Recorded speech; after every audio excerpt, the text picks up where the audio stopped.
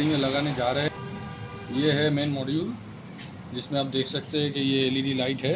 हाँ ये LED lights ठीक ठाक लगाने से ये जलेगा। वो हम अभी टेस्टिंग करेंगे।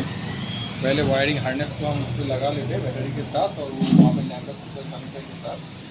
उसके बाद ये लगेगा हैंड स्विच जो कि हैंडल में जाके बैठेगा। तो चलिए शुरू करते हैं।